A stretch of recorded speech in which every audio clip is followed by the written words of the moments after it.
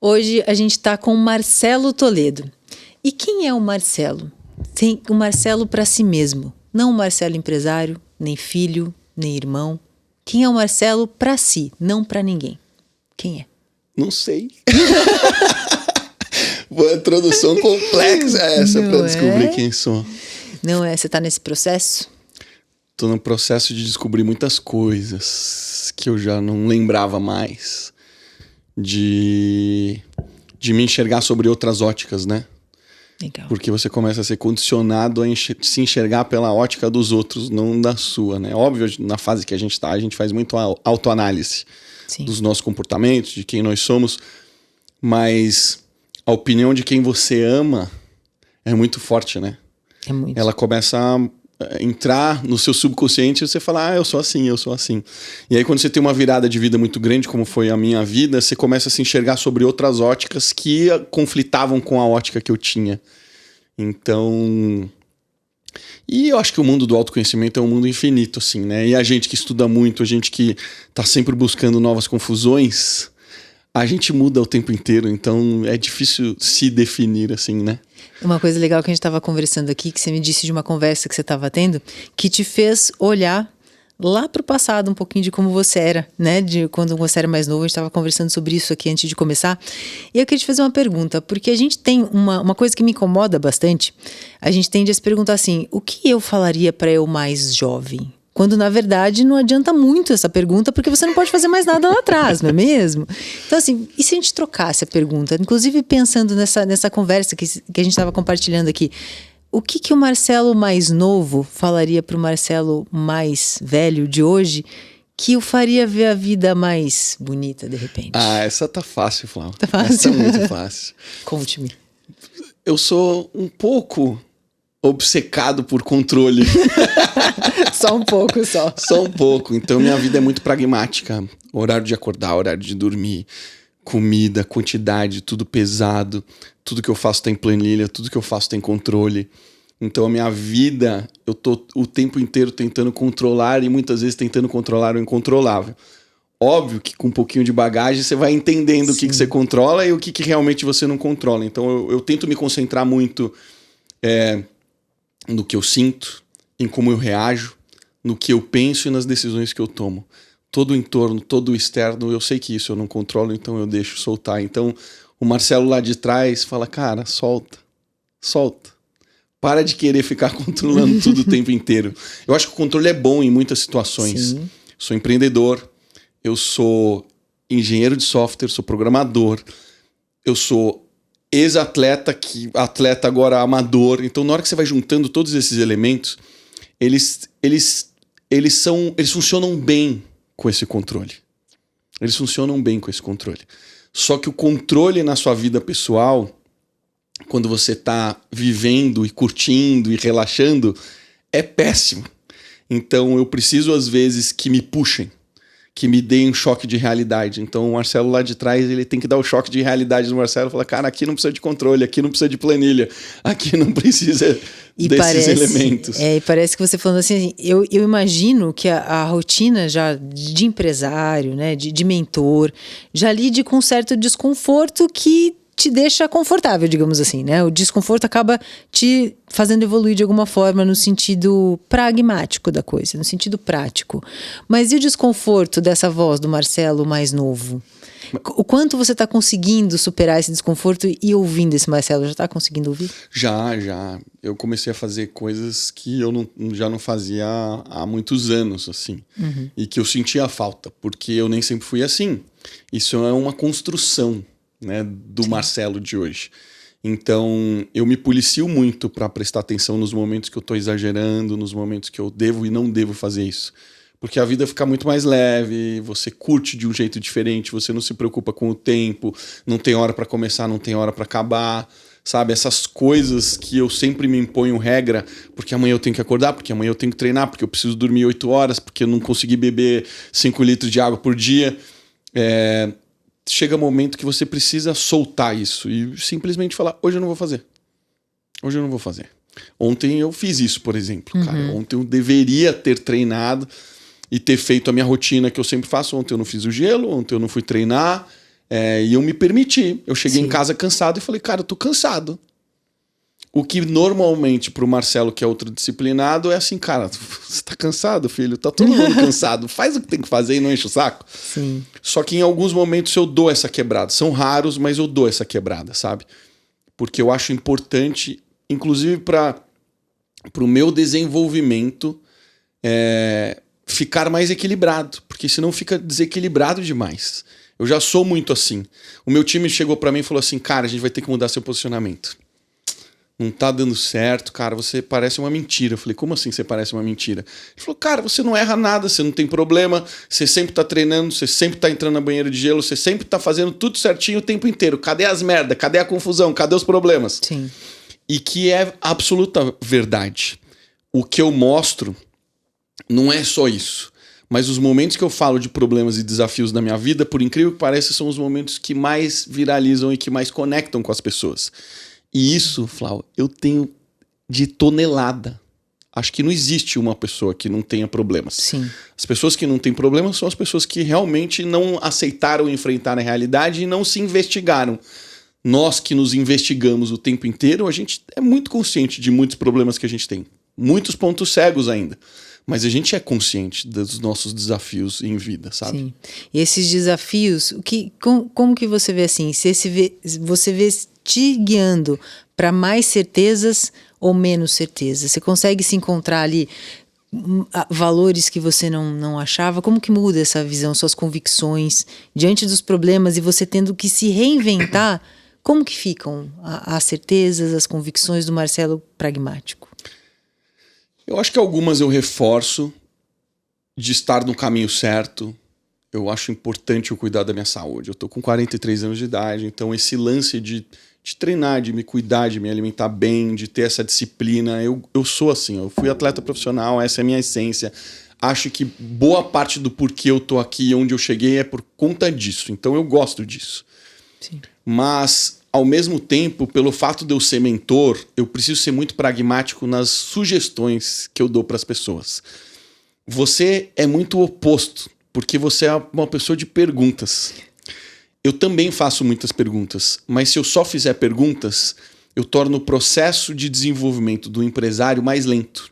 Tá. Então eu preciso ser convicto em algumas coisas que eu sei que não é o único caminho, mas eu sei que é um caminho.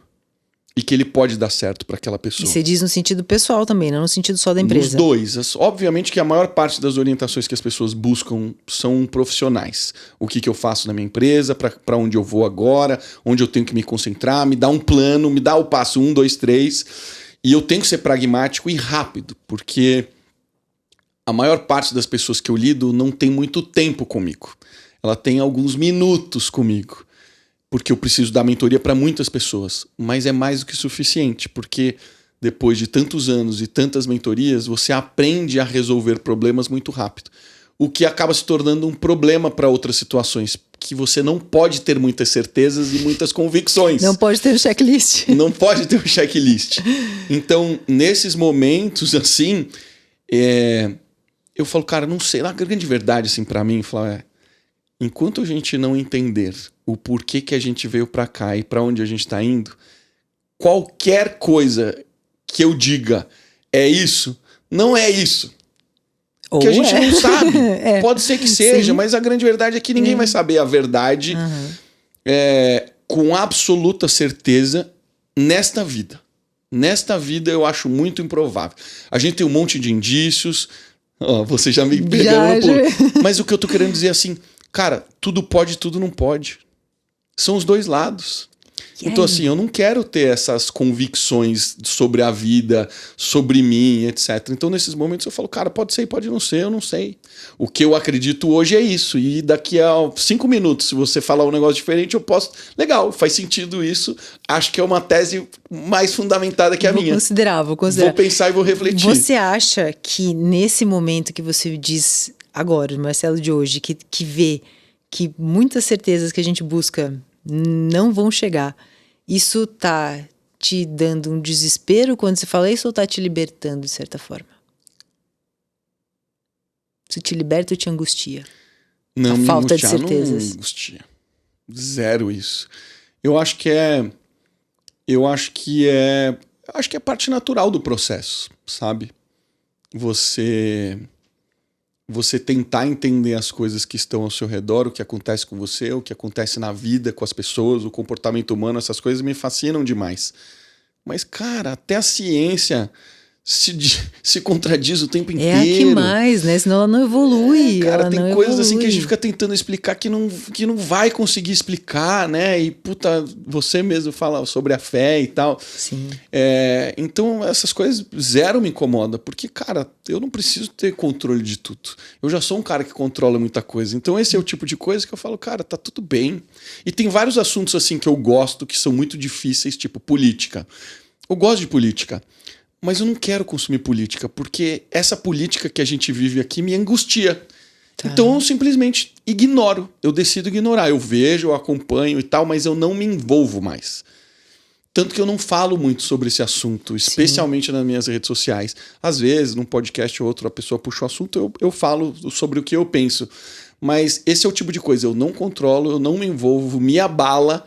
E é um negócio que lida, entre aspas, com a democracia, ou seja, todo mundo quer ter uma opinião, porque, né, as pessoas acham que é uma democracia. Sim. Então aí você falou, cara, você tá vendo um monte de coisas que não faz sentido e pessoas apoiando, indo em diante. Então isso daqui eu prefiro não me envolver. Então essas coisas que começam a me abalar emocionalmente, eu falo, cara, isso daqui eu não vou me envolver mais. Isso é muito louco, né? Porque política acaba invariavelmente impactando os empresários. Muitos dos seus mentorados, eu acredito, né? Que tem também uma opinião bastante forte em relação aos seus posicionamentos políticos. Como que você... Eu acredito que em algum momento eles chegam para você querendo que você, né, dê a sua perspectiva disso. Como que você dribla isso? Você consegue? Eu sou totalmente transparente. Eu falo tudo de tudo, inclusive da minha vida. Sim. Eu não tenho filtros. E eu acho que as pessoas gostam muito disso. Porque funciona muito no momento que eu vivo. Nem sempre funcionou. Porque quando você está no mercado corporativo, quando você é um executivo de uma empresa, você não pode ser totalmente aberto, senão você vai ser um idiota que vão te engolir vivo. Porque é um ambiente agressivo, é um ambiente de competição. Não tem bônus para todo mundo, tem bônus para quem é o melhor. Sim. Se você não fizer parte do melhor, cara. Então, assim, por isso que tem puxada de tapete, por isso que tem dificuldade de leitura. Então, no ambiente que eu vivo, eu falo o que eu penso. Só que eu também não entro no mimimi, porque você pode entrar facilmente no mimimi. Pô, o Brasil é muito difícil, roubam o nosso dinheiro e etc e tal. Cara, é tudo isso, mas ainda é um ambiente muito próspero, muito grande, com uma potência enorme de crescimento, que vai ser difícil você realizar este mesmo feito, por exemplo, num país como os Estados Unidos, que você vai ser um gringo, que você não conhece o mercado, que já é um mercado saturado de ultra competição. Aqui no Brasil não, é tudo muito raso, tudo muito rasteiro. Se você fizer o básico bem feito, você já está inovando. Então, eu não deixo que as desculpas atrapalhem as pessoas de avançar. Eu tenho uma sensibilidade para essas reatividades, para essas desculpas, para essas travas que as pessoas se auto-impõem, que é exatamente o que impede elas de progredirem, e muitas vezes elas não percebem, porque elas ficam dando voltas e voltas no mesmo discurso, sem conseguir transcender aquilo ali, sabe? Então, me vem com uma desculpa que eu vou vir com a solução. Normalmente é assim que eu acho. Aí você coloca um posicionamento bastante firme, né? Que você não tem problema do teu posicionamento. E me fala assim, como que é lidar com... Você orienta as pessoas a como se posicionar também, eu imagino, né? Inclusive nas suas carreiras e tudo mais. Qual é a linha que separa esse posicionamento firme, que pode gerar uma autoconfiança em alguém, que pode ser bastante importante para um empresário, por exemplo, e daquele posicionamento que é uma necessidade de autoafirmação que acaba caindo numa soberba? Qual é a linha que divide isso exatamente? Eu não sei. E eu me preocupo com isso, mas eu fiquei muito surpreso quando eu comecei a fazer isso. As pessoas falando assim, eu gostei de você, sabe por quê? Porque você é humilde. Eles falam humilde no sentido de que você não é soberbo. E eu fiquei surpreso, porque eu tenho que ser uma pessoa firme. E eu acho, ainda não consigo calcular exatamente de onde veio isso, mas eu acho que vem porque eu não tenho medo de falar de onde eu vim, pelo que eu passei, pelo que eu estou passando. E isso me torna humano. Sim. Eu falo sobre essas coisas. Então as pessoas falam, cara, o cara esteve lá, mas ele tá aqui. Ele não tá se posicionando lá em cima do pedestal. Ele tá aqui junto com a gente, falando sobre tudo que a gente tá perguntando, etc e tal. Mas eu tenho essa preocupação no sentido de que eu não quero ser esta pessoa. A minha preocupação é eu não quero ser essa pessoa. Eu sou muito intencional na minha vida em muitos pilares. Eu parei, de fato, para pensar quem que eu quero ser como ser humano. Porque eu cheguei a um momento da minha vida que eu comecei a chegar à seguinte conclusão, Flau. Quem me construiu como ser humano? Quem foi que me foi lá e foi me dando os elementos que me codificou? Quem me educou? Primariamente minha mãe e meu pai, possivelmente boa parte das pessoas que eu trabalhei, meus amigos, meus professores, essas pessoas te formaram, né? Uma formação contextual também, né? Exato, de vida, e você vai formando suas próprias ideias, outros você vai seguindo o efeito manada, você vai fazendo um misto de cada um deles.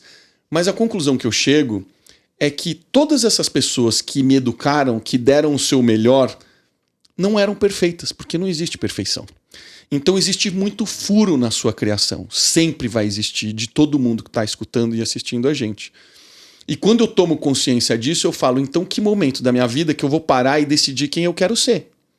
Como ser humano, como marido, como amigo, como filho, como irmão. Porque você precisa ser intencional. Porque muitas pessoas pegam e falam assim, cara, eu quero chegar lá. E aí você começa a trabalhar para chegar lá. Mas a primeira coisa que você precisa fazer é, seja quem merece estar lá. Essa é a diferença que você acha de ter uma meta rígida e de ser intencional?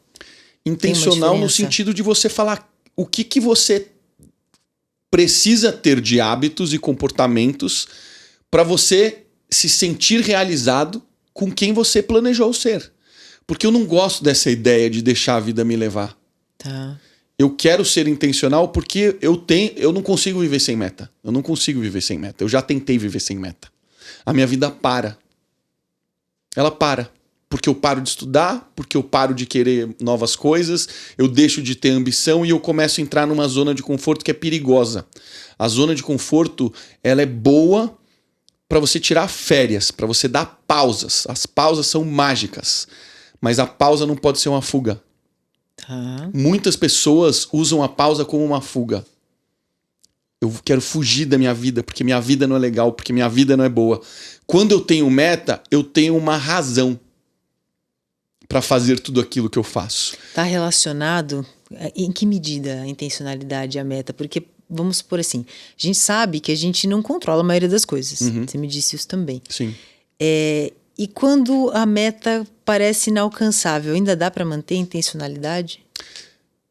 Então, por isso que eu me concentro nos meus hábitos. Porque os meus hábitos eu controlo. Então, é o sentido de você pegar e falar assim, quais são os comportamentos que eu preciso ter para ser o homem que eu quero ser? E você se policiar com isso, porque a gente está falando de mudança de comportamento e é tão mais fácil você ser quem você sempre foi, porque você não precisa pensar.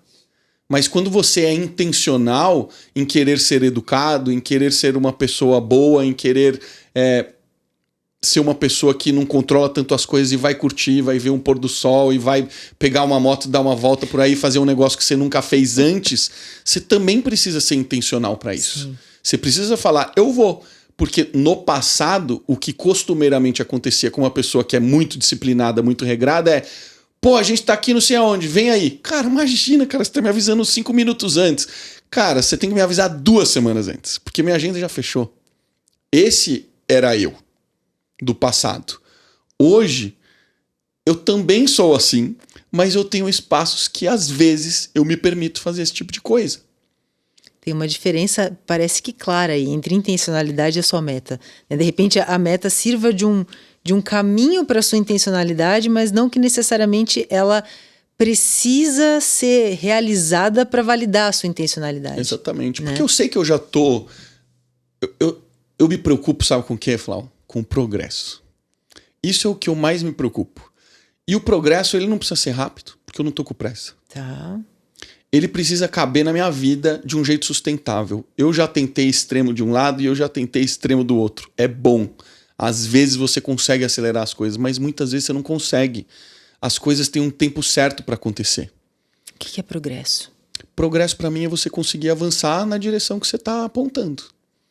Então, eu quero ser aquela pessoa, eu apontei para lá. Eu não preciso chegar lá. Eu tô apontando para lá, eu já tô fazendo o meu melhor todos os dias. Hoje eu esqueci de fazer isso, eu errei aqui. Tá tudo bem, eu não vou me cobrar, eu não vou ficar chateado por isso. Porque eu sei que eu tô progredindo. E você consegue focar nesse progresso e também fruir essa presença, esse momento, ou você sempre tá olhando para frente? Não, eu tento ser muito presente no dia a dia. Eu tento. Não dá para ser sempre. Sim. Né? Muitas vezes a gente quer fugir, é natural. Sim. Especialmente os momentos que a emoção te domina e você, cara, epa, isso aqui você controla. Respira, medita, volta pro seu centro e continua. E quais são suas práticas para voltar para esse centro? Conta pra gente.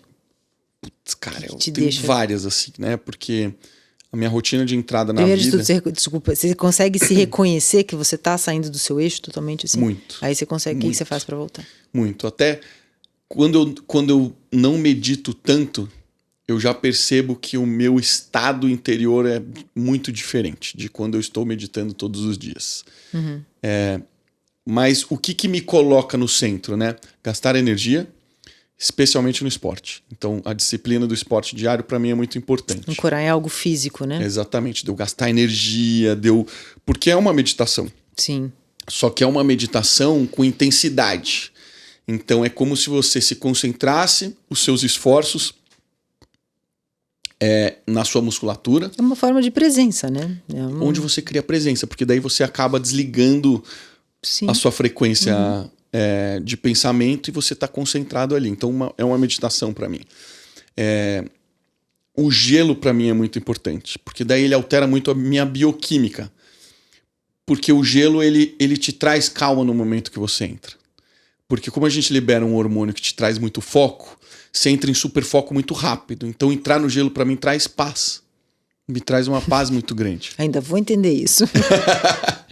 E a respiração também é um momento importante para mim. Respirar, quando eu digo, é fazer um trabalho que a gente chama no hinduísmo de pranayama. Uhum. São exercícios de respiração, esse especificamente para você oxigenar todas as células do seu corpo. Você fica todo vibrando assim. Ajuda demais. E meditar.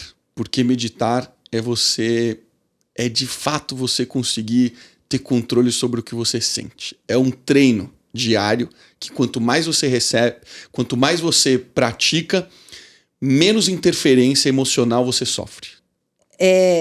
Com a meditação, você, de uma certa forma, me parece que traz para essa presença do seu estado emocional, do seu estado mental, no sentido de reconhecer algo que te incomoda para te levar para um lugar que você tenha mais domínio, de repente. Mas isso você não acha que isso, de repente, também pode te condicionar às partes boas? Os sentimentos bons que você fala, poxa, você racionaliza muito, você coloca muito num método, e aí você fala, peraí, é o que a gente estava conversando, eu tô saindo do meu eixo, é a parte que te tira do eixo, que bagunça a tua vida, mas pode te colocar numa posição de mudar de perspectiva, de ver coisas muito legais. Até que ponto como que você limita, né? Nem até que ponto é possível ter essa quebra de aqui eu não vou mexer, aqui eu vou, sabe? Tem como? Eu acho que a meditação, ela é um campo muito desconhecido ainda, porque ela se torna conhecido depois que você se aprofunda demais. Então, na hora que você vê os grandes mestres, eles são inabaláveis. Eles são inabaláveis. Isso não deixa uma vida meio morna? Eu tenho essa impressão às vezes. Eu acho que sim, para quem quer se tornar monge. Ele quer a vida assim. É verdade. Porque a meditação, ela, no fim das contas, ela é um ambiente de paz, assim. Tá. Uma vez eu perguntei para eu considero ele um mestre. Perguntei para um mestre, eu falei, qual que é a diferença da ayahuasca para meditação? Ele falou, cara, é completamente diferente. Uhum. Eu achava que era parecido, de certa forma. Mas ele falou, não é. Porque a meditação, ela te traz a calma. Ela começa a desligar os seus 5 sentidos. Tá. Então, existem muitos estágios de aprofundamento da meditação que você deixa de sentir. Você deixa de ouvir. você deixa de ver. Você já chegou nesses? Não. Isso daí é um negócio muito profundo, caramba, né? Essas são as meditações. Viralizou uma recentemente de um grande mestre nos Himalaias e ele tá com o peito aberto, assim, sem nenhuma roupa, e ele tá imerso na neve e um ambiente extremamente intenso de neve. Adversa. E ele tava lá estático, sem se alterar. O corpo dele totalmente vermelho, assim, porque o frio devia estar muito intenso. Esse é um nível muito profundo de meditação, que para essas pessoas fazem sentido, porque o objetivo de vida delas é buscar a realização em vida. Tá. Só que isso tem um preço muito alto. A literatura do hinduísmo, do yoga, que o objetivo é buscar a realização, ele diz que a gente consegue, talvez, em uma vida, atingir a realização. Desde que a gente medite o suficiente para a gente queimar todo o nosso karma. O karma de outras vidas e dessa vida que você precisa tratar precisa ser limpo, digamos assim. E no mundo do yoga, o mestre ele pode assumir alguns dos seus karmas e ele queimar por você. Então tem esse lance assim, sabe? Tá. Então quando a intenção dessas pessoas é essa, eu acho que tudo bem. A minha intenção não é essa. A minha intenção é usar a meditação para me manter centrado. Porque quando a gente vai viver e você pega o seu carro e vai para o trabalho, já tem um monte de gente perdendo o seu centro de sanidade desde as 7 horas da manhã. Que toma uma fechada e já quer matar outra pessoa, o outro bate o carro, tira uma arma e atira no outro. Então, isso daí para mim é o descontrole. São pessoas que não conseguiram perceber que elas entraram numa vibração tão negativa, tão pessimista, tão horrível de suas vidas, que elas passam o tempo inteiro transbordando e distribuindo isso. Tá. Eu chego num estágio muito anterior disso, de perceber que eu tô saindo do meu eixo e eu preciso voltar. E me fala uma coisa, a prática meditativa, ela necessariamente está ligada a uma espiritualidade ou, por exemplo, sem um mestre, né? Existe mestres só da corporeidade, digamos assim, para te ajudar a meditar, ou você precisa de um guia espiritual? Tá intrinsecamente ligado a essa prática? Como que é? Não, até assim, o Ocidente começou a ocidentalizar a meditação, que eu gosto, eu acho legal. Porque, por exemplo, o hindu, ele medita de pernas cruzadas, na posição de lótus, que pra gente não é comum, porque a gente não senta no chão. A gente não tem a musculatura estruturada para sentar. Então, pra gente é muito sofrido. Então, quando vem um mestre, tipo Yogananda pra cá, ele fala, cara, não, medita na cadeira, tá tudo certo você meditar na cadeira.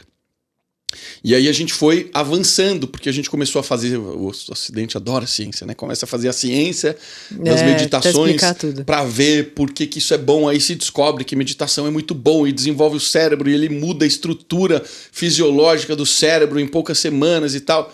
E traz uma série de benefícios. Então, a gente meio que já produtizou a meditação. Mas não tem algumas modulações para você meditar? Não dá para eu sentar aqui agora, eu vou meditar? Dá. Dá? A meditação é tão simples quanto você fechar os olhos e não pensar em nada. É muito simples. Como é que a gente faz isso? É uma parábola, né? Um grande mestre, uma vez foi consultado pelo seu discípulo, e o discípulo, cara, subiu a montanha do Himalaia para chegar lá, mestre, eu preciso que você me diga como é que eu faço para atingir a realização. E aí o mestre respondeu assim, mas meu filho, essa é a coisa mais fácil do mundo. Para você atingir a meditação, a realização, basta você não pensar em macacos. Aí ele volta para casa e só o que ele pensa é macacos. Óbvio. Meditação é isso, é exatamente isso. Como a gente não tem essa prática, a gente não consegue fazer isso por muito tempo. Então, a prática é a luta contra o pensamento. É você chamar o teu pensamento de volta. É a luta. Você pensa, opa, viajei, volta. Pensa de novo, volta. Conforme você insiste na prática, esses momentos de ociosidade mental, eles começam a se ampliar. até o momento que você, com muita prática, você talvez consiga sentar por 1 hora, 2 horas, 3 horas e não pensar em nada. Só que isso leva meses, às vezes anos, para você chegar nesse estágio. É natural que uma pessoa sente para meditar e ela não consiga ficar sem pensar. Porque o barulho do ar-condicionado vai incomodar, porque o passarinho vai chiar, porque vai dar uma coceira na testa e ela vai querer se mexer. Tudo isso é você prestar atenção em todas essas distrações. O que não é a meditação. Esquece, tá coçando, deixa, vai passar. Tá vindo um pensamento? Ignora o pensamento, volta. Você só quer o preto, escuridão aqui, silêncio. Chega uma hora que não são os seus pensamentos que vêm, são imagens que vêm na sua cabeça. A meditação, ela deveria ser a televisão, onde você só assiste, você não interage com ela. Você não dá continuidade nos pensamentos. E o que aparece nessa televisão? É a tua própria vida, é isso? Os teus problemas que você está imerso, por exemplo, alguma coisa que você está sentindo lá, você veria de forma passiva, é isso? Que doideira. Eu ainda não sei explicar isso totalmente. Uhum. É muito diferente isso na meditação e na ayahuasca. Na ayahuasca a gente chama isso de mirações. Tá. Na meditação são visões mesmo. Agora, quimicamente falando, eu não sei o que exatamente é isso. Não, Alguns mestres dizem que você recebe informações do campo. Você está conectado com o campo. Você é um ser espiritual e você recebe essas mensagens. Mas para você é como se tivesse uma televisão na sua frente e passa imagens da sua vida, das coisas que você precisa pensar, das coisas que você precisa processar. Nossa, essa coisa do campo, né? Parece muito uma teoria que Jung acabou adotando, porque eu acho que, óbvio, né? Essas práticas são milenares, né? Das práticas hindus. Desse inconsciente coletivo, que tudo é a mesma coisa, assim, para os hindus. Tem um campo informacional onde detém toda a informação da história humana. É isso que está em todo lugar? É um tipo de conhecimento? O que é isso? O campo que a gente fala é assim. Nosso entendimento é que nós aqui estamos em uma dimensão específica com um objetivo específico, a Terra. Tá. Existem várias outras dimensões por aí, onde outros espíritos, porque no fim das contas nós somos espíritos, outros espíritos que estão em dimensões diferentes estão buscando suas evoluções daquele estágio, né? Só que a gente precisa lembrar o seguinte, essa não é a sua primeira vida. Você só não sabe que vida que é essa. Então você pode ter tido 1000 vidas. Você não sabe. Porque você é um espírito, você é infinito. Mas você pode ter tido uma só também. Pode ser só a primeira? É bem provável que seja isso. Tá. É bem provável que seja isso. Porque olha quanto tempo a gente tem. Tá. E quando você começa também a conversar com pessoas que conseguem ter uma sensibilidade um pouco mais aprofundada, algumas delas já te falam sobre vidas passadas, conseguem estimar mais ou menos quantas vidas você tem, Você etc. encontrou um desse já? Alguns que... Eu já encontrei recentemente um que me falou um negócio que não tinha... Impossível saber da minha vida, que ninguém sabia, só eu e minha ex-mulher sabia. E aí depois eu encontro um outro cara de uma outra linha filosófica e ele me disse exatamente a mesma coisa que também ninguém sabe. Então... E era de outras vidas, tá? Eles me citaram 2 vidas que eu tive. Mas lembra que quando a gente vem para essa esfera terrestre, existe um véu que esconde toda a nossa história pregressa. Seria muito difícil você vir para a Terra sabendo de todas as cagadas que você fez na sua vida. Então você, na verdade, você não sabe quem você é. Você não sabe quem você é. Caramba. Mas você é uma pessoa, um espírito... que tem muita história, que tem muito conhecimento. E esse conhecimento está dentro de você. Porque você já passou por ele. Então, muitas das coisas que aconteciam assim comigo, que era até difícil de explicar, eu estava estudando um assunto muito complexo, de programação, por exemplo. E aquele negócio não entrava na minha cabeça, Eu falei, cara, deixa eu dar uma pausa de estudar esse negócio.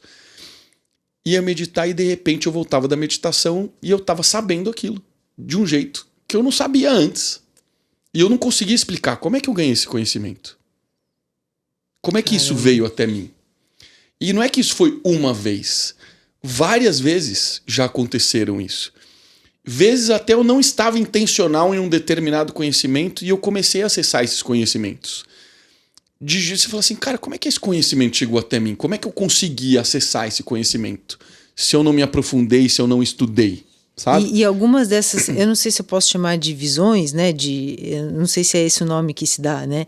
Dessa perspectiva que te é apresentado, ou que você experiencia durante as meditações, alguma delas já te fez não fazer ou fazer alguma coisa que realmente teve impacto na tua vida. Sabe aquela decisão que você estava para fazer, falando, não vou fazer porque eu senti, ou eu vi, né? Eu não sei qual é o termo certo para usar, que não devia ou que devia. Uma realmente relevante que não impactasse só a sua vida. Não, já aconteceu? Na meditação, não. Mas na ayahuasca, sim. Porque Sério? a ayahuasca ela é muito mais intensa nesse sentido. Na meditação, a maior parte das práticas que eu faço, a gente não quer ter visão. Você quer aquietar, né? Como você falou. A gente quer aquietar a mente. Então, Tá. a gente faz um trabalho que não tem visão. Então, é o tempo inteiro. É chato, não é essa meditação simples que você simplesmente fecha os olhos. Ela tem muitos outros elementos que a gente precisa fazer, de contração de musculatura, de posição da língua. Tem uma série de coisas que a gente faz de fluxo energético. Para condicionar o corpo. Para condicionar o corpo e para você manipular a energia. A gente precisa manipular a energia. Tá. A gente tem centros energéticos na toda a base da nossa coluna, desde o topo da cabeça até o nosso órgão sexual, que são centros energéticos importantes que a gente precisa saber trabalhar essa energia. E quando ela é bem conduzida, ela te ajuda a chegar nos estágios mais profundos de meditação. Por outro lado, quando você toma ayahuasca e você se aprofunda demais na medicina, as mirações são muito frenéticas. Elas vêm com muita intensidade. Tá. E essas mirações são sempre sobre a sua vida ou sobre outras coisas que você nunca viu antes, por exemplo? Já aconteceu os dois, assim. Eu já tive experiência alienígena, por exemplo. Caramba! Que foi mega assustador. Mas a maior parte das vezes, a maior parte das minhas experiências com as mirações foram coisas que eu precisava estar refletindo sobre. Eu vou dar um exemplo de uma outra pessoa para você entender. Eu tenho um grande amigo que ele foi comigo na ayahuasca pela primeira vez. Ele estava com dificuldade no seu casamento. Estavam considerando se separar. E ele estava, cara, buscando uma forma de tentar reatar, de reverter a situação. E aí ele toma ayahuasca, a gente consagra, é assim que a gente fala, e depois que termina a gente volta. E aí chega no carro, imagina, 2 homens brutos, machões, e ele olha pra mim assim, cara, obrigado. Foi uma das melhores coisas que eu fiz da minha vida. E agora eu tô entendendo tudo que minha mulher estava querendo dizer pra mim e eu não conseguia entender. Caramba! Então, na hora que uma pessoa te diz isso sobre a vida dela, simplesmente por um trabalho que você ficou 6 horas deitado, porque é um trabalho meditativo esse da ayahuasca, né? Você toma a medicina e você deita e fecha os olhos, você fica sentado em posição de meditação e você se concentra. E as mensagens vêm. E você começa a processar de um jeito muito frenético, de um jeito que eu não sei explicar como é, porque parece que você não tá você não controla. Ela simplesmente acontece. Então começam a vir, vem sua mãe na cabeça, aí você começa a pensar sobre a sua mãe. Daqui a pouco vem seu pai, daqui a pouco vem seu irmão, daqui a pouco vem uma ex-namorada, daqui a pouco vem uma pessoa aleatória. Você lembra de tudo depois? Você lembra de tudo.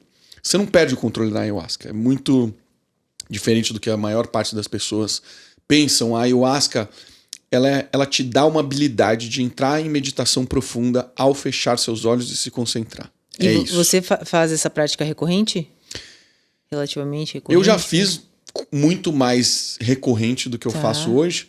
Hoje eu tenho feito assim, uma vez a cada 6 meses, quando eu sinto que eu preciso, porque é intenso. A ayahuasca é intenso. Então, eu sou bastante ignorante no assunto, bastante mesmo, mas uma amiga minha me contou toda a experiência e tudo mais, e parece, eu não sei se isso é numa primeira vez ou se são em todas as vezes, você tem que superar um mal-estar físico que existe ali no começo, não é isso? E toda vez existe esse mal-estar físico que você, né, consagra, que chama, né? Isso. Consagrar é todo o ritual completo, é Exato. isso que é o nome, né? Não é, ele contempla a meditação, a tomar a medicina. É o processo. O processo todo, tá. Então, toda vez que você faz isso, você tem que superar esse mal-estar físico, porque assim, eu vejo uma pessoa como você, por exemplo, poxa, eu tenho super preocupação com a saúde, com a performance, sentir-se bem não só no sentido subjetivo ali, mas no sentido objetivo. Fisicamente eu tô bem, eu tô performando bem. esse estado que você tem que superar de debilidade, né? Teoricamente, teu corpo fica enfraquecido ali, imagina. Ele não fica enfraquecido, é que a ayahuasca, ela é o cozimento de duas plantas. Um cipó e uma folha. Tá. Cada um tem um objetivo no nosso corpo. O cipó, ele tem uma enzima e a folha tem o DMT. Dizem que o DMT é uma substância que o seu corpo libera quando você nasce e quando você morre. Olha só. A probabilidade da gente encontrar dois elementos da natureza e a gente juntar eles é raríssimo. É muito mais improvável do que você ganhar na Mega Sena. Pra você ver a dificuldade de você conseguir fazer essa junção. Então, a ayahuasca não é um conhecimento que a gente descobriu aqui. Não tem como. Se a gente fosse fazer experimentação de juntar um cipó e uma folha, a gente ia levar uma eternidade para chegar nisso. É impossível fazer isso. Então, ela é uma combinação que veio de algum outro lugar. A gente cozinha isso numa data específica, numa lua específica, durante muitas horas, durante uma semana, e você bota água e são panelões enormes assim. Quando você bota isso para dentro do seu organismo, ele fermenta no seu estômago. Então, algumas vezes te dá um mal-estar estomacal e a gente faz um processo que a gente chama de limpeza. São limpezas espirituais manifestadas fisicamente. É assim que a gente explica na doutrina ayahuasqueira. Então, o processo de limpeza, ele é um detalhe. A gente não dá muita atenção para isso, mas todas as vezes que você faz uma limpeza, você tem consciência do porquê você está fazendo essa limpeza. Porque existe algo ruim dentro de você que precisa sair. Então, é uma forma de você manifestar esta limpeza fisicamente. As limpezas, elas podem se manifestar de diversas formas. Ela pode vir através de lágrima, através de bocejo, através de vômitos, através de número 1, através de número 2. Muitas maneiras. E você experiencia isso tudo coletivamente? Tudo coletivamente, mas Caramba. muito organizado. Então, usualmente... Você fica, né? Você fica frágil ali, fragilizado Então, no momento. você não fica fragilizado, porque lembra que eu falei que a habilidade de quando você fecha os olhos, você entra em meditação profunda? Tá. Quando você abre os olhos, você tá normal. Você não tem... Mas o mal-estar não é na hora. Você não isso tem... que é muito mal. Você vai... Óbvio, o mal-estar você vai sentir se você passar por isso. Porque a última vez que eu tomei, por exemplo, eu não fiz limpeza. E foi recente. Deve ter tido 1 mês, no máximo 2 meses. Tá. Eu não senti nada de mal, mas muitas pessoas, durante uma sessão de ayahuasca, vão vomitar, sim. Algumas casas te entregam um saquinho, você fica com o saquinho o tempo inteiro na sua mão, e na hora que você está se sentindo mal, você vai colocar isso dentro do saquinho. Outras você faz na mata. Essa última que eu fiz na mata. Então o que eles orientam é, se você estiver sentindo, vá para a mata e faça a sua limpeza lá. E aí, obviamente, tem toalete para todo mundo, quem tiver vontade É como de ir no você banheiro, fica consciente, etc. né? Você não... Exatamente. Você abre os olhos, você pode estar na força. A força que a gente fala é assim, entrou no seu organismo e já se manifestou o DMT. O DMT está correndo nas suas veias. Quando você está nesse estágio, é como se você tivesse tomado 2 cervejas. Tá. O álcool, quando entra no seu organismo um pouquinho, você perde um pouquinho da sua habilidade motora, mas é um pouquinho. Então você só precisa prestar atenção onde você vai pisar, né? Tipo, não vai correr, não vai... Tá meio altinho. É, um pouco altinho, mas nada absurdo assim, sabe? Você consegue fazer conversar com uma pessoa normal, ninguém vai perceber que você tá doidão. Não é isso. Até porque a ayahuasca não é isso, ela não é o que as pessoas, muitas pessoas acham que você vai ter alucinações. É um alucinógeno. A ayahuasca não é um alucinógeno, porque não existe alucinação na ayahuasca. O que existe na ayahuasca é um psicoativo, e a gente gosta de explicar melhor ainda. É um enteógeno. O enteógeno é uma substância que promove uma experiência espiritual. Isso é o que é um enteógeno. A psilocibina, que é um cogumelo, ela promove um efeito muito parecido. Tem suas diferenças, quem é especialista no assunto sabe que tem diferença, tem um jeito certo de explicar o que é uma e o que é outra, mas é um enteógeno. O enteógeno vai promover uma experiência espiritual. Me parece que assim, você tem uma clareza sobre muitas coisas que você, de repente, está naquele momento se questionando, precisando investigar, que você está subestimando, de repente. Será que você consegue ver alguma experiência sem a substância similar que você consiga alcançar esse grau de entendimento que você busca com a ayahuasca? Tem como? Então, os mestres ayahuasqueiros, eles dizem assim, é fácil você chegar nisso daí tomando a ayahuasca. Tá. Quero ver você chegar nesse estágio sem tomar a ayahuasca. Ah, você tem uma linha evolutiva para isso, para chegar sem... Através da meditação. Através da meditação você consegue. Ah, então a ayahuasca seria um degrau para você... São linhas completamente distintas. Tá. Quando você vai na ayahuasca, você tem pessoas de todas as religiões. Quando a gente tá no ambiente da ayahuasca... Vou voltar. Quando a gente tá no ambiente da ayahuasca, você tem pessoas que vêm da Umbanda, vêm do Candomblé, vêm do cristianismo... Tem gente de todos os universos. Então, ela não se restringe. Não é uma religião que se restringe. Ah, tá. Ela não tá ligada ao hinduísmo, por exemplo. Não, ela é uma prática pontual. Complementar. Tá. Você pode complementar. Para mim, sempre foi complementar. Eu não sou esse radical que fala assim, eu sou cristão, então qualquer outra coisa aqui eu não vou experimentar. Não. Cara, na hora que eu tô trazendo aqui uma forma de ganhar conhecimento, de me conhecer mais, de viver uma experiência... Pô, por que não? Óbvio que eu vou fazer. Eu vou testar e vou testar tudo. Fui, testei e não gostei. Testei e adorei. E beleza, eu vou repetir. Tem gente que entra no mundo da ayahuasca e começa a tomar toda semana. Caramba. Porque tem toda semana. Eu já tive um pouco de emoção assim na ayahuasca, de querer ir bastante e tal, e você se aprofunda. Mas, cara, chega uma hora que você fala assim, cara, gostei, legal, mas eu não quero toda vez. Eu não quero todo mês. Eu quero nos momentos que forem importantes pra mim. E na hora que eu sinto que eu tenho que ir, eu vou. Ver quando, assim, as regras que eu sempre coloco. Tá vendo? Cara, quando eu sentir. Quando eu sentir que eu tô com vontade, eu vou. Caramba, essa experiência você não consegue ter em outro lugar. Tipo, é ali que te coloca no... A psilocibina, ela é uma experiência parecida. Tá. Mas ela não tem ritual, assim? Tem. Tem também? Tem ritual do cacau, tem ritual da psilocibina, tem ritual da ayahuasca. Todos eles coletivos? Tem ritual de LSD, tem ritual que combina várias medicinas. Todos eles coletivos ou você faz individualmente, sozinho na sua casa? Eu já fiz os dois. É perigoso, não? É perigoso. Né? Porque você não sabe qual vai ser, ainda mais essa parte da limpeza. Você pode chegar num nível de fraqueza, não sei, né?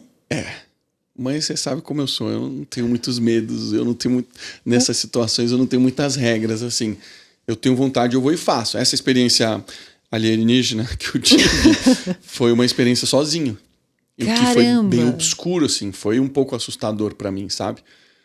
Porque eu tava tendo uma relação com um ser que não era daqui. E não era um ser bonito, então assusta. E te lembra, hoje já não quer voltar, né? Esse ser era minha mãe. Caramba! Esse ser era minha mãe. Era uma aranha gigantesca, enorme, assim, muito maior do que eu. E eu só não senti medo porque eu sabia que ela era minha mãe, naquele contexto. Então, mas era assustador, porque eu estava com a referência da minha vida atual, vivendo uma experiência que eu não conseguia entender. Então, por isso que é importante você ter um mestre. Porque quando você vive experiências desse tipo, o mestre te ajuda a interpretar. Traduz. Uhum. De que adianta você viver uma experiência assim se você não consegue extrair uma lição dela? Essa foi uma experiência que eu vivi que eu não consegui extrair uma lição dela. Caramba. Eu simplesmente vivia aquilo. Foi muito intenso. Agora, tem outras substâncias muito mais intensas, né? Tem uma que existe um sapo que ele solta um veneno na pele dele, que as pessoas fumam isso. E é DMT. Então é um DMT que você fuma. Chama, acho que bufalvários, se eu não me engano, esse sapo. E aí tem os xamãs que conduzem essa cerimônia. Eu nunca tive coragem de fazer essa, porque ela é muito intensa. Uhum. Porque, de fato, a explicação que as pessoas dão é: você vai morrer e você vai renascer. Que isso? É uma experiência que dura aproximadamente 5 a 10 minutos, com uma fumada só. Você desliga e você entra num breu total. Absoluto breu. Só que o que pra gente 6 minutos nesta experiência, para algumas pessoas, dura anos. Você Na hora não que você volta. pergunta assim, você fala assim, cara, quanto tempo durou pra você? Aí a pessoa fala assim, cara, horas. Outro dia eu tava falando com uma pessoa que tomou recente, ele falou assim, cara, pra mim foi anos.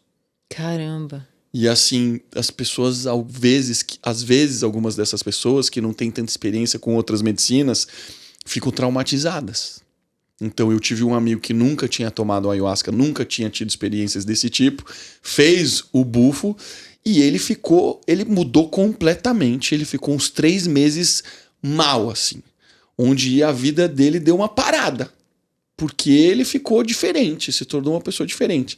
Então, a gente precisa respeitar as medicinas. A gente não pode sair fazendo do jeito que a gente acredita, sabe? Sim. Porque existe um conhecimento ancestral. Isso vem de muito tempo. A gente encontrou restos mortais de um xamã do passado. Foi calculado, se eu não me engano, mais de milhares de anos. Não sei se foi 2.000 anos, alguma coisa assim.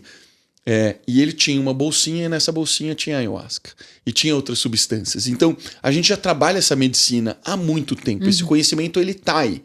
E ele foi passando, parte dele foi passando de geração para geração, de geração para geração.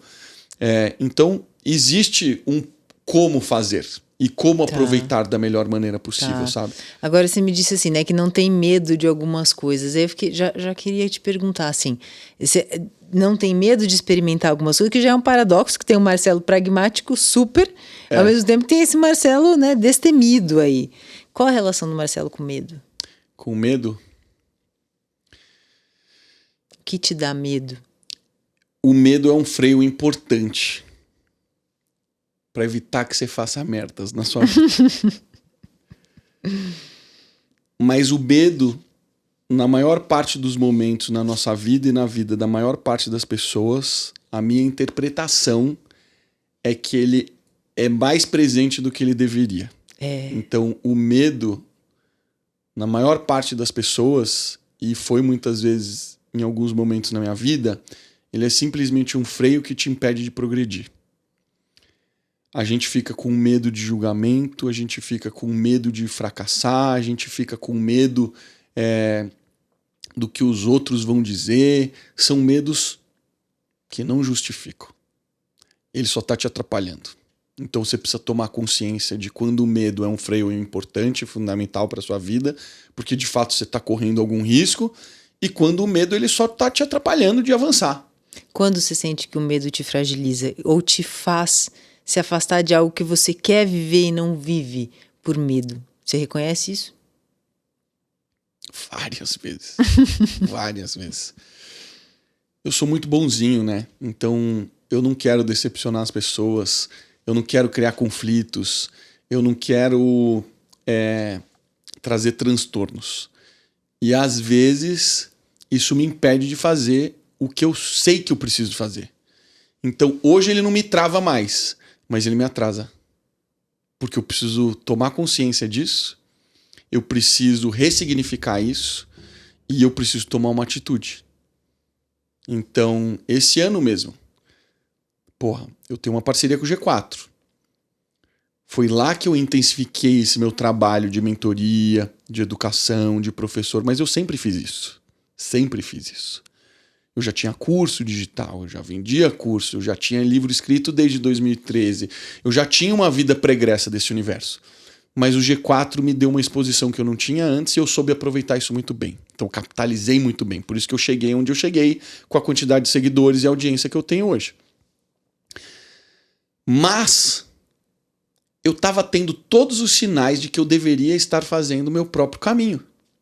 A ponto de uma pessoa, que foi minha aluna, criou um grupo no WhatsApp, começou a evangelizar todas as outras pessoas que estudaram comigo, criou um grupo no WhatsApp e falou: Marcelo, estamos aqui, estamos prontos, queremos pagar uma mentoria uma imersão com você. Faça uma imersão. Ela fez isso. Tipo assim, sinal mais forte do que esse de que você tem que fazer uma coisa que eu queria fazer, mas eu não fazia porque eu não queria conflitar com o G4. Eu não queria porque são meus amigos, porque eu achava, só que eu não tenho contrato. Aí leva tempo. Primeiro medo. Cara, não vou fazer. Vai dar conflito, vai dar merda essa porra, não vou fazer. Só que aí você começa a pensar no assunto. Você começa a escutar os sinais. E tá te fazendo feliz. Você né? começa a refletir. E aí você chega à conclusão. Que foi o que eu fiz, né? Em fevereiro, eu fui numa imersão que eu falei, eu vou pensar... Uma das coisas que eu vou pensar é sobre isso. E eu saio de lá convicto de que eu tinha que fazer. Que o medo que estava me freando não é um medo legítimo. Tira esse medo, faz o que precisa ser feito. E aí eu fiz. Só que eu aí fiz do meu jeito. Chamei... No final do ano passado, eu já tinha alertado que eu ia fazer. Chamei de novo. Falei, lembra que eu te avisei que eu ia fazer? Agora eu vou fazer. Então, hoje o medo, ele não me trava como ele me travava anteriormente. Mas ele me atrasa ainda. Então eu preciso parar, pensar, ressignificar, etc. Então, aí você tá chegando no momento que parece que tá te trazendo muita satisfação. Né? Muito. O que é o sucesso, então, para o Marcelo? Depois de ter consolidado grandes empresas, ter participado ativamente de grandes resultados, né, práticos ali, a gente consegue ver números. Além dos números, o que é o sucesso para o Marcelo? Ele está caminhando para isso agora? Então, já tem muito tempo assim. Eu tenho metas. A meta está sempre no futuro. Mas eu não fico feliz quando eu atinjo a meta. Sabe? Não é isso que me traz prazer na vida. Não é esse o meu critério de sucesso. A meta de número que você diz. A meta pode ser de número, pode ser de um estado, pode ser de qualquer coisa, qualquer meta. Tá. Quero ser essa pessoa, é uma meta. Mas não é chegar na meta que me deixa feliz. A minha ambição, óbvio, eu tô lutando pela meta. Mas a minha felicidade está na execução. A minha felicidade está na execução. O que me deixa feliz é o progresso. E eu gosto do progresso pequeno, ele não precisa ser progresso muito grande. Eu gosto de todo dia depositar. Sabe aquele negócio assim, vou começar a academia? Cara, você vai uma semana na academia, você não vai ver resultado nenhum. Você vai 2 semanas na academia, você não vai ver resultado nenhum. Porque é um trabalho de médio e longo prazo. Mas você tá tendo resultado, sabe? Então, eu me satisfaço demais com os mínimos progressos que eu tenho. Eu me satisfaço demais hoje em falar com as outras pessoas, em contar a minha história, em falar sobre os assuntos que elas querem escutar, porque eu percebo que gera conexão. Então, todos aqueles momentos que eu estava em casa enquanto estava todo mundo saindo e eu estava estudando, porque eu queria, com sede de conhecimento, com sede de aprender, etc., culminou num momento que hoje está sendo útil para algo que me satisfaz, que me dá essa plenitude. Pensando nesse Marcelo, que é todo pragmático e tem uma rotina, como que é a relação do Marcelo com o acaso? Com o acaso? O Marcelo acredita no acaso? Primeiro de tudo, né? Ou tudo tem uma razão? Não. Eu acho que a vida é rascunhada. Eu não acho que ela é escrita. Explica. Eu acho que a gente vem pra cá com uma razão que a gente não sabe qual é e a gente precisa descobrir. E como é que eu chego a essa conclusão? Que daqui a pouco eu posso mudar de ideia, mas por enquanto é isso que eu acredito, porque eu tô vivendo isso agora. Em muitos momentos da minha vida, eu queria algo. E por ser atleta, empreendedor, programador, eu falo, não importa o que aconteça, eu vou trabalhar até eu chegar naquele objetivo. Só que sabe quando você faz as coisas e tudo dá errado? Tudo dá errado. Você dá um passo, dá errado. Você dá outro passo, dá errado. Você dá outro passo, dá errado. Você fala, cara, não é possível que isso daqui tá funcionando, né? E eu vivia com isso. Eu convivia com esse problema como se fosse parte da vida. Até que eu comecei a escutar mais os caminhos que estavam se abrindo para mim, mas que eu não queria. Sempre teve isso na minha vida. Tem um caminho se abrindo. Não, isso daqui eu não quero pra minha vida. Tem outro caminho aqui se abrindo. Não, isso daqui eu não quero pra minha vida, porque eu tô focado ali. E a educação na minha vida foi um pouco isso. Porque eu não queria ser palestrante, mentor, influenciador. Não era isso que eu estava buscando. Eu sempre estive buscando ser empreendedor que tem uma startup. Foi isso que eu sempre fui a vida inteira. Então, para mim, era uma loucura falar assim, agora você vai ser palestrante, autor de livro. Falei, cara, eu não sei se eu quero ser isso. Isso daqui é meu trabalho secundário. Eu não sei se eu quero isso. Só que a minha última empresa deu errado. A Clivo deu errado. A gente levantou 50 milhões de reais. E deu errado. E chegou um determinado momento a gente falou, chega, tá dando muito problema, tá muito difícil, vamos devolver o dinheiro. Devolvemos 30 milhões de reais para os nossos investidores. E eu falei, tá, e agora? O que eu vou fazer? Eu falei, cara, eu vou fazer o que tá se abrindo para mim. E estava se abrindo o quê? Educação. E aí eu começo a investir mais na educação. E se abre mais ainda. Então isso foi totalmente o acaso, porque não foi planejado, eu não queria. E eu falei, deixa eu testar esse negócio. Aí na hora que eu testo, dá tudo certo. Aí eu vou lançar uma mentoria. Fiz a mentoria, lançamento, porrada, ganhamos dinheiro pra caramba, o time nem acreditando. Meu Deus, não tô acreditando e tal. Eu falei, pois é, agora eu comecei a escutar mais os sinais. Eu comecei a prestar mais atenção no que de fato está acontecendo, porque a Bíblia diz, haverá sinais. Presta atenção na porra dos sinais. E agora eu tô prestando atenção mais nos sinais. E me fala assim, tem um sinalzinho hoje do que vai ser o Marcelo no futuro? Eu tô gostando de ter mais tempo pra mim, eu tô gostando de não ser CEO das minhas empresas, eu tô gostando de poder fazer o que eu não estava fazendo nos últimos 2 anos. Os meus últimos 2 anos, Flau, eu só trabalhei, eu treinei e estudei. É só isso que eu fiz. Eu não saía, eu não viajava. Aliás, eu viajava uma vez por ano, mas só. Era tipo assim, 10, 12 dias no ano. Então minha vida estava muito monótona e muito chata. Essa nova vida, eu estou voltando a ser um pouco mais ser humano normal. Que vai em restaurante, às vezes ruim, às vezes bom. Acontece. Que tá conhecendo mais pessoas, que tá se permitindo viver de um jeito que eu não me permitia antes, sabe? Então, essas duas coisas conflitam. Para mim, exatamente aonde trava no meu objetivo. Então, se eu tenho uma meta e aquele prazer vai conflitar com a minha meta, minha tendência é dizer não. Só que hoje eu não tô mais assim. Então, por exemplo, eu não bebia antes. Agora eu tô bebendo no final de semana. É um Marcelo com menos checklist, será? É isso. Eu acho que eu continuo tendo bastante checklist. Mas eu tenho agora umas flexibilidades. Porra, porque, cara, não precisa ser assim pra sempre. Você pode viver fases de outras formas, sabe? Você não precisa ser Isso eu tenho horror, tá? Eu tenho horror de ser a mesma pessoa, de seguir manada. Isso eu tenho horror. Isso eu não gosto. Na hora que eu vejo todo mundo pra direita, eu falo, eu tenho que ir pra esquerda, sabe? Só que ao mesmo tempo eu sou muito pragmático em relação aos meus objetivos e eu acho que eu não preciso ser sempre pragmático pra tudo na vida. Então, cara, precisa curtir, a vida tá aí pra curtir. O ruim da pessoa disciplinada é que ela sente prazer nas coisas que a maior parte das pessoas acham chatas. Sim. Então eu sou pleno em ficar quieto, sozinho e fazendo as minhas coisas repetidas exatamente iguais todos os dias. Eu vivo bem assim. A pandemia para mim foi um prazer. Eu sei que foi terrível para muitas pessoas, especialmente quem sofreu com a doença, mas o que eu tô querendo dizer é que o meu comportamento nesse ambiente, ele flui bem. Então, por que lutar contra isso? E muitas vezes eu não lutei contra isso. Eu simplesmente falei, cara, eu vivo bem assim. Vou continuar vivendo, tô seguindo minhas metas, tô alcançando meus objetivos. Mas por que não experimentar uma outra vida? Mas me parece que nesse sentido, ser introspectivo é bem legal, né? Porque você se conhece, você se permitiu agora estar num novo momento. Talvez as experiências de agora sejam mais intensas do que a de antes. Que você ia se condicionar muito. Pois é, e você começa a relembrar de coisas que você tinha esquecido, e você começa a se conhecer de uma outra forma, e você começa a ter relações que você nunca teve antes, e você começa a receber estímulos, inputs diferentes, o que vai te levando para os sinais. De novo, os sinais, presta atenção nos sinais.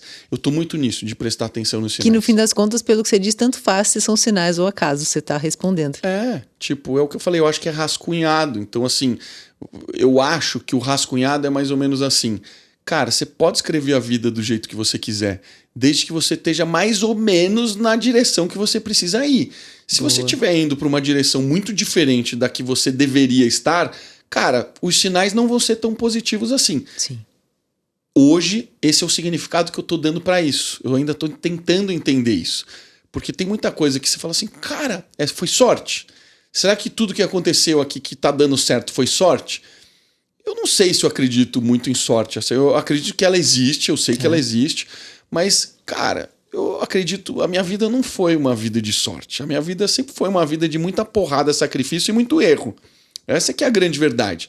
As pessoas olham pra mim e acham que tudo deu certo, que os meus negócios sempre deram. Não foi, cara. A grande verdade é que meu último negócio deu errado, 50 milhões de reais. a gente levantou e o negócio deu errado, sabe? A gente decidiu fechar porque a gente escutou os sinais de que não estava no caminho certo, sabe? Então minha vida sempre foi muito dura, assim. Não teve muito um caminho que tudo deu muito certo na minha vida. Não teve isso, sabe? Sempre foi tortuoso, sempre teve muito obstáculo. E eu tô falando pra mim, não tô comparando com a vida dos outros, tá? Eu tô falando pra mim, sempre não foi simples a minha vida. Sempre teve complicação. Eu nunca acertei de primeira, eu não era bom aluno, eu repetia de ano, sabe? Eu sempre fui o mais provável de dar tudo errado. E aí eu entendo quando eu tenho amigos que fizeram 3, 4 pós-graduações e mestrado e doutorado e olha pra mim e fala assim, cara, como é que você chegou onde você chegou? Eu estudei, eu fiz mestrado, eu fiz doutorado e não cheguei. Como é que você chegou? Eu não sei. Mas eu insisti, eu era chato, eu fui insistindo e as coisas foram acontecendo. E deu errado a última empresa e agora me parece que pelo brilho no olho você está chegando aonde está chegando o seu lugar de potência ali. Talvez acho seja que isso. sim. Eu acho que sim. Né? Nesse ambiente de hostear um podcast, exatamente. de conversar com as pessoas, de dar palestra. Talvez tudo tenha dado muito. muito mais certo do que você percebe. Pois é. E talvez seja esse um caminho, assim, que você não... Quando você não dá corda pro sinal, você não explora as possibilidades. Legal. Quando alguém te provoca e fala assim, eu acho que você poderia ser isso, é ela projetando o que você nunca pensou sobre. E quando eu comecei a pensar sobre... Exato. Essas reações da Flau são demais. Tipo, são 2 mensagens. É a reação dela, a profundidade da reação dela. Entendeu? Fala muito. Entendeu? Quando você começa a refletir sobre as possibilidades, aí você fala, caramba, pode ser um caminho incrível. Legal. Eu só nunca tinha dado corda pra ele. Muito bom. Te vejo nesse processo no futuro, então. Vamos juntos. Vamos lá. Obrigada, galera. Até Valeu. o próximo.